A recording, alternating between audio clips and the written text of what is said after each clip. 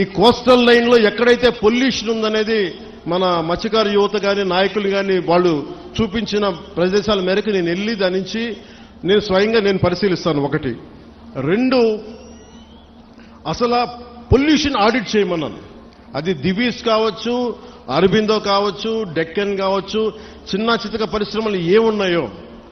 అలాగే నిమ్మకాయల చినరాజప్ప గారు కూడా మాట్లాడుతా పెద్దాపురం నుంచి ఆయన కూడా ఏమన్నారంటే, సార్ ఇక్కడ ఇది ఒక్క సమస్య కాదు, దాదాపు 27,000 మంది ప్రత్యేకించి ఒక పరిశ్రమ ఉంది పెద్దాపురంలో. అది కూడా కాలుష్యం కాలువల్లో వదిలేస్తున్నారు. ఆ కాలువలు మనం ఉప్పాడ దాకా వచ్చేస్తున్నాయి, కాకినాడ దాకా వచ్చేస్తున్నాయి.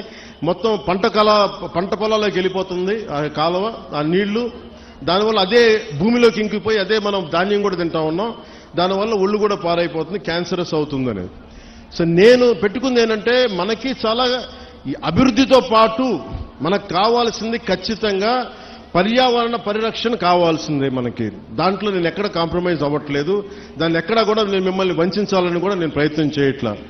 నాకు మీకు కుదరినప్పుడు నేను రాజకీయాలు వదిలేసి వెళ్ళిపోతాను తప్ప, నేను మీ న్యాయం చేయలేనప్పుడు నేను కూర్చోబెట్టి నాకు నిజంగా మీ గుండెల్లో పెట్టుకున్న అభిమానం కంటే కూడా నేను పదవులుగా నేను ఏం చూడను. కాకపోతే ఈ పదవి ఉన్నది చాలా మందితో కూర్చొని సామరస్యపూర్వకంగా ఎలా పరిష్కారం చేయాలి అన్నదే నా తపన. సో నేనేం చెప్పానంటే, ముఖ్యంగా నేను చెప్పింది ఏంటంటే, అసలు ఎంత పొల్యూషన్ జరుగుతుంది ఆ ఆడిట్ని ఒకసారి చేయమని చెప్పాం.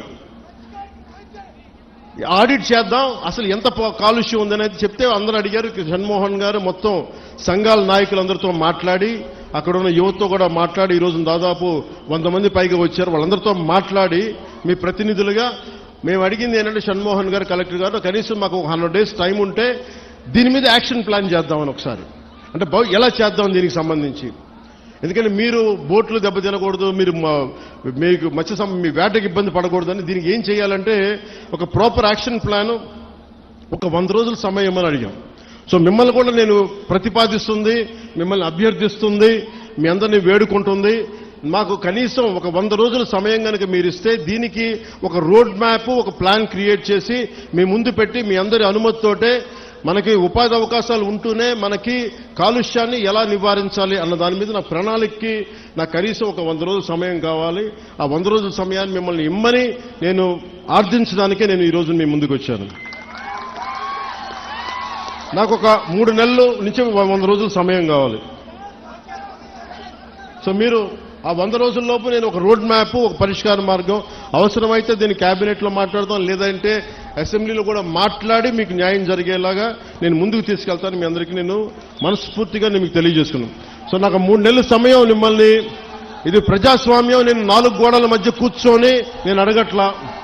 నాకు ఒక 100 రోజుల సమయం కావాలి. ఏం చేద్దాం చెప్పండి, అవునా కాదా?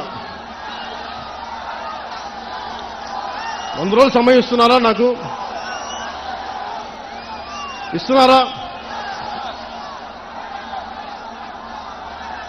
100 రోజులు సమయం ఇస్తున్నారా లేదా నాకు చెప్పాలి. అలా కుదరదు నాకు.